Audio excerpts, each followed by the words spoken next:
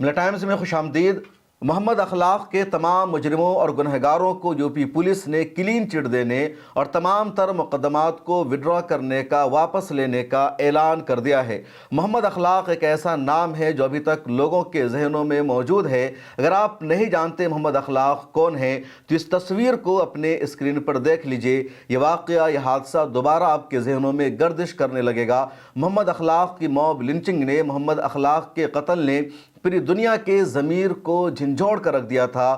پوری دنیا کی انسانیت شرمندہ ہو گئی تھی، اور جب محمد اخلاق کا قتل ہوا، اخلاق کی موب لنچنگ ہوئی، تو اس کے بعد موب لنچنگ کا دیش میں ایسا سلسلہ شروع ہوا جو ابھی تک نہیں رک سکا، اور اب موب لنچنگ انڈیا میں ایک عام بات ہو گئی ہے، کامن واقعہ ہو گیا۔ اب اگر موب لنچنگ کا کوئی واقعہ پیش آتا ہے تو اس کو سیریس بھی نہیں لیا جاتا۔ معاملہ ہے آج سے 10 سال پہلے کا۔ سال 2014 میں بی جے پی کی سینٹر میں سرکار بنتی ہے، نریندر مودی صاحب وزیر اعظم بنتے ہیں، اور اس کے ایک سال بعد ستمبر 2015 میں محمد اخلاق کی موب لنچنگ کا واقعہ پیش آتا ہے۔ رات کے 10 بجے دلی سے سٹے یو پی کے گاؤں دادری میں لوگوں کے گھروں میں یہ خبر پہنچتی ہے، ایک افواہ پھیلتی ہے کہ یہاں پر محمد اخلاق ہے، اس کے گھر میں گائے کا گوشت رکھا ہوا ہے، چلو اس کو مارنے چلتے ہیں۔ بعد میں خبر سامنے آتی ہے کہ وہاں پر جو مندر تھا، اس مندر کے مائک سے اعلان کیا گیا کہ اخلاق کے گھر کے فریج میں گائے کا گوشت رکھا ہوا ہے، چلو اس کو مارنا ہے۔ اور اس کے بعد 200 کی بھیڑ اخلاق کے گھر کے باہر جمع ہو جاتی ہے۔ اخلاق اور ان کا بیٹا، ان کی بیٹی، ان کی بیوی گھر میں سو رہے تھے۔ 200 کی یہ بھیڑ دروازہ توڑ کر گھر کے اندر داخل ہو جاتی ہے، اور اس کے بعد گھر میں یہ لوگ توڑ پھوڑ شروع کر دیتے ہیں، جو ملتا ہے اس پر یہ حملہ شروع کر دیتے ہیں، اور اتنا مارا جاتا ہے گھر میں سبھی کو کہ محمد اخلاق کی وہیں پر موت ہو جاتی ہے۔ اخلاق کا بیٹا دانش شدید زخمی ہو جاتا ہے، ان کی بیٹی زخمی ہو جاتی ہے، اور اخلاق کی آن دا اسپوٹ موت ہو جاتی ہے۔ اس کے بعد جب کل یہ خبر آتی ہے تو پوری دنیا میں ہنگامہ برپا ہو جاتا ہے کہ آخر گوشت رکھنے کے الزام میں کیسے 200 کی بھیڑ کسی کی جان جا کر لے سکتی ہے۔ بھیڑ کو کس نے بتایا کہ فریج میں گائے کا گوشت رکھا ہوا ہے؟ اور اگر کسی کے گھر کے فریج میں گائے کا گوشت رکھا ہوا ہے تو کیا اس کی جان لی جائے گی؟ بعد میں گائے کے گوشت کی فورنسک جانچ ہوئی کہ جو دعویٰ کیا گیا تھا فریج میں گوشت رکھا ہوا ہے گائے کا ہے یا کسی اور چیز کا ہے، اور جب جانچ ہوئی تو پتہ چلا وہ گائے کا گوشت نہیں بلکہ بکرے کا گوشت تھا، وہ بیف نہیں مٹن تھا۔ اب ذرا دیکھیے، اخلاق کی جان لی گئی، اس کی ہتیا کی گئی 200 کی بھیڑ کے ذریعے، اور جس الزام میں جان لی گئی وہ الزام بھی سچ ثابت نہیں ہوا۔ اس واقعہ کے بعد 21 لوگوں پر اس واقعہ کو انجام دینے کا الزام لگایا گیا، ان کے خلاف کیس درج ہوا۔ کئی لوگوں کو وقتی طور پر حراست میں بھی لیا گیا، جو کچھ سوشل ایکٹیوسٹ تھے، کچھ بی جے پی کے نیتا، کچھ بجرنگ دل کے نیتا، ان میں سے کئی کو دھیرے دھیرے رہا کر دیا گیا۔ اور آج جب اس واقعہ کو 10 سال پورے ہو گئے ہیں تو اتر پردیش کی سرکار نے ان تمام ملزموں کو کلین چٹ دینے کا اور اس پورے مقدمے کو واپس لینے کا اعلان کر دیا ہے۔ محمد اخلاق کی موب لنچنگ ایک سب سے بڑا حادثہ تھا، اور محمد اخلاق کی موب لنچنگ کرنے والے مجرموں کو جب سزا نہیں دی گئی، ان پر UAPA نہیں لگایا گیا، ان کے گھروں کو بلڈوز نہیں کیا گیا، ان کے خلاف کوئی سخت ایکشن نہیں لیا گیا، اس کے بعد دیش بھر میں موب لنچنگ کا، ہیٹ کرائم کا سلسلہ شروع ہو گیا۔ راجستھان میں پہلو خان کو بھیڑ نے گایوں کی تجارت کرنے کے الزام میں مار دیا، حالانکہ وہ پوری پرمیشن کے ساتھ مویشیوں کی، گایوں کی تجارت کرتے تھے، اور وہ گایوں کو ذبح کرنے کے لیے لے کر نہیں جا رہے تھے۔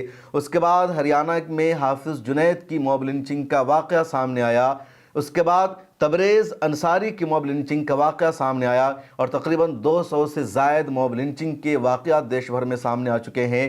اور اب تو کہیں پر کسی کو بھی بھیڑ پکڑتی ہے، اس کو جان سے مار دیتی ہے، اس سے جے شری رام کا نعرہ لگوایا جاتا ہے، یا اس کو ایک طرح سے ہندو بننے پر مجبور کر دیا جاتا ہے، داڑھی نوچی جاتی ہے، اور اس کو سیریس نہیں لیا جاتا۔ محمد اخلاق کی موب لنچنگ کے بعد دیش کی کئی بڑی تنظیموں نے، پولیٹیشین نے مطالبہ کیا کہ موب لنچنگ کے خلاف سخت قانون بننا چاہیے، لیکن ابھی تک کوئی سخت قانون نہیں بن سکا۔ اور اب جو واقعہ سامنے آ رہا ہے وہ یہ کہ محمد اخلاق کے جتنے ملزم تھے ان سب پر عائد کیسز اور مقدمات کو وڈرا کیا جائے گا۔ سرکار پر جب بہت زیادہ پریشر اور دباؤ بنا تو محمد اخلاق کو دلی کے نوئیڈا میں ایک فلیٹ دیا گیا۔ اس طرح اخلاق کی جو فیملی ہے وہ دادری چھوڑ کر کہیں اور شفٹ ہو جاتی ہے۔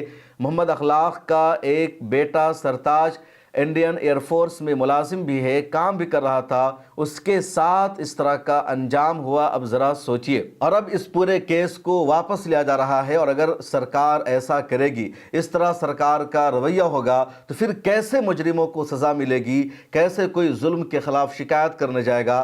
پھر عدالت کا مطلب کیا رہ جاتا ہے؟ عدالت میں بہت زیادہ ان تمام ملزموں کو سپورٹ کرنے کی کوشش کی گئی۔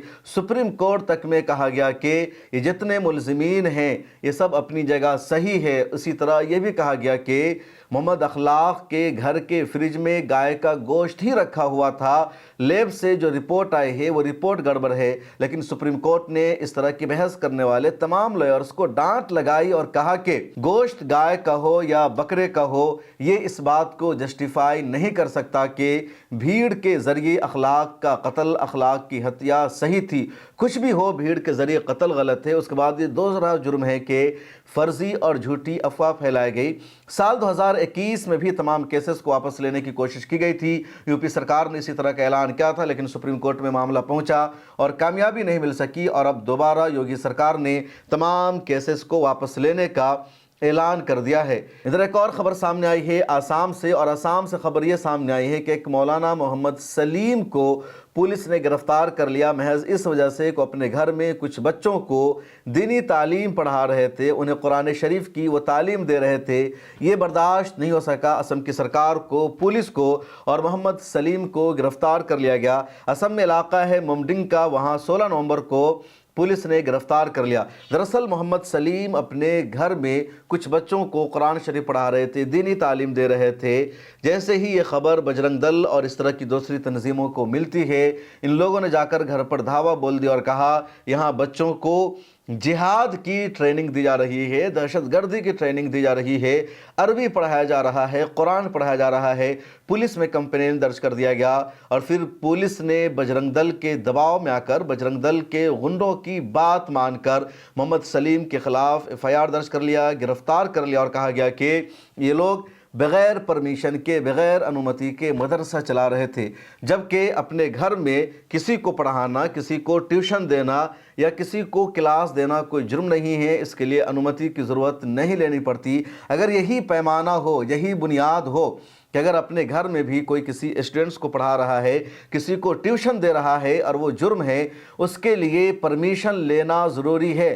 وداؤٹ پرمیشن کسی کو ٹیوشن پڑھانا، کسی کو سبق پڑھانا انلیگل ہے، تو پھر دیش میں تقریباً ہر چوتھے پانچویں گھر میں لوگ ٹیوشن پڑھاتے ہیں، بچے پڑھتے ہیں۔ ان تمام کے خلاف ایکشن ہونا چاہیے، ان تمام کے خلاف کارروائی ہونی چاہیے۔ ہیمنتا بسوا شرما کی سرکار کا اور اسم پولیس کا یہ جو رویہ ہے سراسر شرمناک ہے، انلیگل ہے، غیر قانونی ہے، اور دیش کا کوئی بھی قانون تعلیم سے نہیں روک سکتا۔ لیکن اس سرکار کی جہالت کو دیکھیے، مسلم دشمنی دیکھیے، قرآن سے ان کی دشمنی کو دیکھیے کہ یہ دینی تعلیم پڑھانے والے مولانا کو گرفتار کر کے جیل بھیج رہے ہیں اور کہہ رہے ہیں کہ پرمیشن نہیں لی گئی۔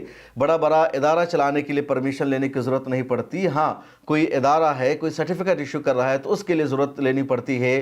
دیش میں لاکھوں اسکول چل رہے ہیں جو وداؤٹ پرمیشن چل رہے ہیں، ان کی شاخائیں چل رہی ہے، اس کے لیے کوئی پرمیشن نہیں، اور اسی وجہ سے کرناٹکا، کیرلا اور تمل ناڈو میں RSS کی کئی شاخاؤں کے خلاف ایکشن لیا گیا، لیکن وہاں گھر میں ٹیوشن پڑھانے کی وجہ سے سلیم کو گرفتار کر لیا گیا ہے۔ اس کے علاوہ ایک اور ویڈیو ممبئی سے سامنے آئی جہاں BJP کے جو ورکرز ہیں وہ پھل بیچنے والے مسلمان تاجروں کو پریشان کر رہے ہیں، ان کا جا کر وہ آدھار کارڈ چیک کر رہے ہیں کہ تم مسلمان ہو، کیوں بیچ رہے ہو، کہاں سے آئے ہو۔ اس طرح لگاتار مسلمانوں کو پریشان کیا جا رہا ہے۔ اس طرح کے جو واقعات ہیں وہ لگاتار سامنے آ رہے ہیں جو بے حد شرمناک ہے، اور ان سب پر روک لگانا ضروری ہے۔